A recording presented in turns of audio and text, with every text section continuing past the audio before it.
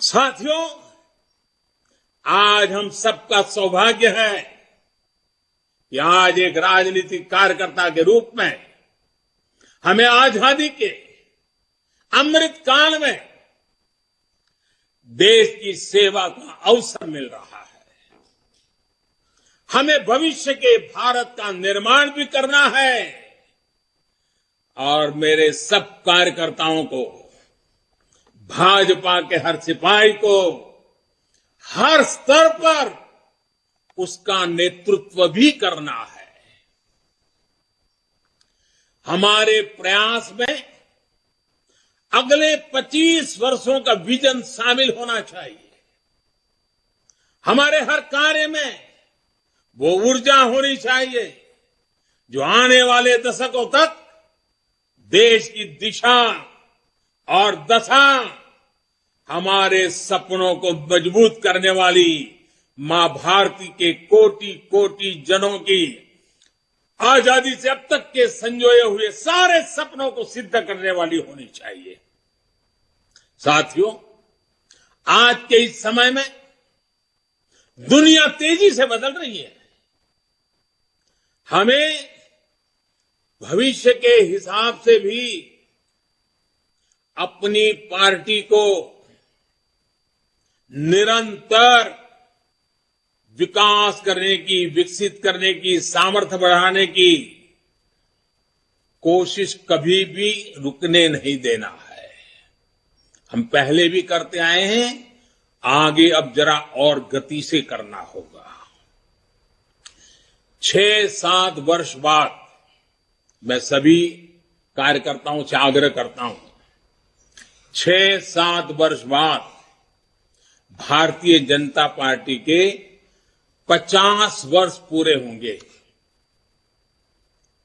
जब भाजपा के 50 वर्ष पूरे हो, उस समय पार्टी का व्याप कितना होगा, स्वरूप कैसा होगा, हमारे लक्ष्य क्या होंगे, ये हमें अभी से तय करना होगा। हमें नए आइडियाज को, नए इनोवेशंस को अपनाना होगा। पार्टी में उन्हें एक प्रकार से हमारा जीवन का, कल्चर का हिस्सा के रूप में ऐसे जोड़ना होगा, उसे बढ़ाना होगा। जैसे मेरा एक सुझाव है कि हम पार्टी में टेक्नोलॉजी को हर स्तर पर आगे लेकर आए। हम विभिन्न स्तरों पर टेक्नोलॉजी सेल्स बना सकते हैं। हम युवाओं की ऐसी टीम बना सकते हैं जो आधुनिक टेक्नोलॉजी को मॉनिटर करे, उसे जनता तक पहुंचा के लिए कैसे इस्तेमाल कर सकते हैं। हम एक्सपर्ट से सुझाव लें, हम सेमिनार करें, एक्सपर्ट्स को लेकर बुला करके बदलते हुए विश्व को समझने की कोशिश करें। सोशल मीडिया में भी हमें नए तौर तरीकों के बारे में सोचना होगा। आजकल रील्स, यूट्यूब, ट्विटर, फेसबुक और इंस्टाग्राम के जमाने में ज्यादा से ज्यादा युवाओं में, इस युवा पीढ़ी में प्रोफेशनल से जुड़ने के लिए हमें राजनीति के नए आयामों को विकसित करना ही है। कम्युनिकेशन और इंफॉर्मेशन भाजपा के निरंतर विस्तार में बहुत बड़ी भूमिका निभाने वाले हैं। इसके लिए हमें अपने कार्यकर्ताओं की ट्रेनिंग, पंचायत से लेकर पार्लियामेंट तक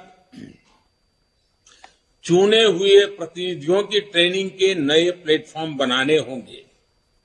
साथियों, संगठन शक्ति, कार्यकर्ताओं की एकजुटता,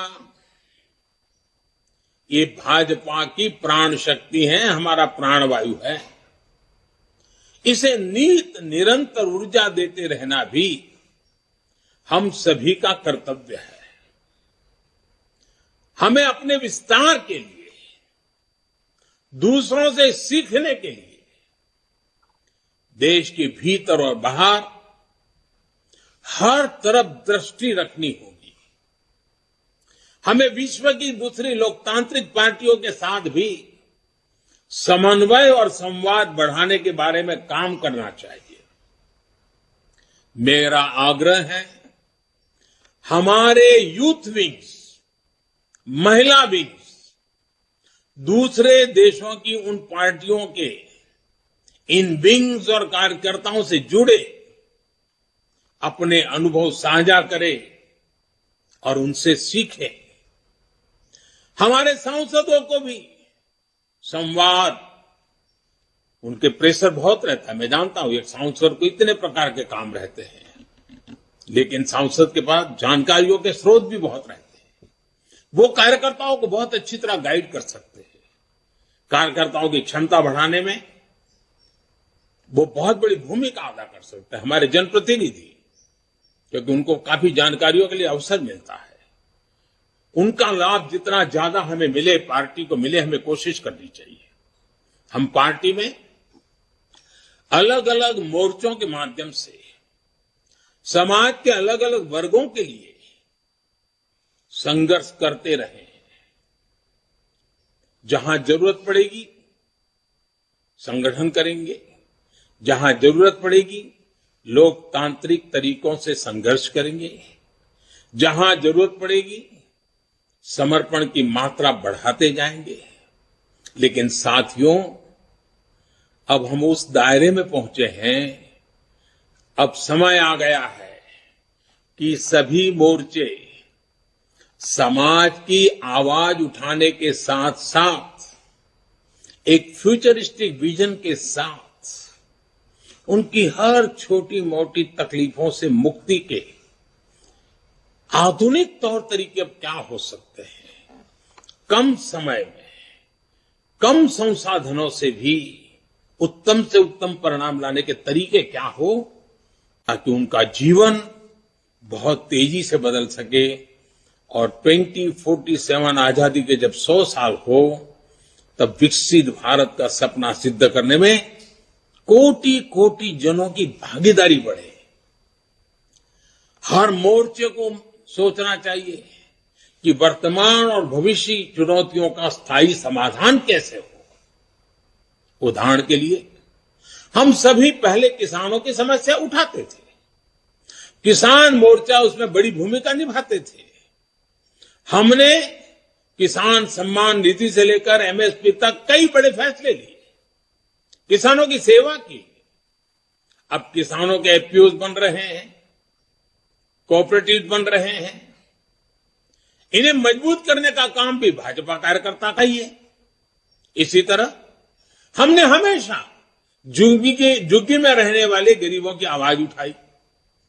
जब हमें सेवा का मौका मिला तो हमने उन्हें पक्के मकान दिए, शौचालय दिए, गैस कनेक्शन दिए। हमें इसी तरह आगे के लक्ष्य तय करने हैं। ये समाधान स्थायी होने चाहिए और फ्यूचर रेडी होने चाहिए। इस तरह के प्रयासों के लिए हम पार्टी में नए इंटेलेक्चुअल सेल्स भी बना सकते हैं, नए विचारों पर सेमिनार्स करने और उन पर आगे बढ़ने की एक व्यवस्था तैयार कर सकते हैं। साथियों, जब हमारे सामने 2047 के विकसित भारत जैसा बड़ा लक्ष्य है, तो हमारी ये जिम्मेदारी है कि परिश्रम में कोई कमी नहीं छोड़े। हमें सफलताओं को सेलिब्रेट तो करना है, लेकिन अगले ही पल अगली चुनौती के लिए कमर भी कसनी है। और हमें ये सब बीजेपी की मूल विचारधारा के प्रकाश में ही करना है, भारत के संविधान की सीमाओं में ही रहना है। हमें भारत के समाधान उधार की सोच से नहीं, भारत की जड़ों से ही, भारत की परंपराओं से ही, भारत के कोटि कोटि जनों के सदियों के अनुभव से ही उस अमृत से आगे बढ़ना है। इस सोच के साथ हमें भाजपा को 21वीं सदी की भविष्य की पार्टी बनाना है। हमें दुनिया की सबसे बड़ी पार्टी होने के बाद भी अति आत्मविश्वास का शिकार नहीं होना है। लोगों ने अभी से कहना शुरू कर दिया है कि 2024 में भाजपा को कोई नहीं हरा सकता। ये बात सही भी है, लेकिन हमें एक भाजपा कार्यकर्ता के नाते इस देश के हर नागरिक का दिल जीतना है। हमें चुनाव जीतने तक सीमित नहीं रहना है, कोटि कोटि जनों के दिलों को जीतना, ये हमारा मकसद है। हमें हर चुनाव उसी परिश्रम से लड़ना है जैसे हम 80 के दशक से भी अभी तक लड़ते आए हैं। मुझे विश्वास है कार्यकर्ताओं की ताकत और राष्ट्र प्रथम का संकल्प हमें इसी तरह ऊर्जा देता रहेगा। आज के इस शुभ अवसर पर 2 पड़ाव 50 साल जब बीजेपी में होंगे और 100 साल देश की आजादी के होंगे। आइए एक खाका खींचे, योजना बनाएं, जन जन के दिलों को जीतते हुए मां भारती के जिन सपनों को लेकर के हम चले हैं, उन सपनों को साकार करते रहे। आज हनुमान जयंती पर स्वयं हनुमान दादा भी हम पर आशीर्वाद बरसाएं, और जनता जनार्दन तो ईश्वर का रूप ही होती है। उस जनता जनार्दन के आशीर्वाद के बिना कुछ नहीं होता है। उन आशीर्वादों को लेकर के भी हम आश्वस्त होकर के आगे बढ़े। मैं आप सबको बहुत बहुत धन्यवाद देता हूं, पुनः शुभकामनाएं देता हूं। मेरे साथ बोलिए, भारत माता की।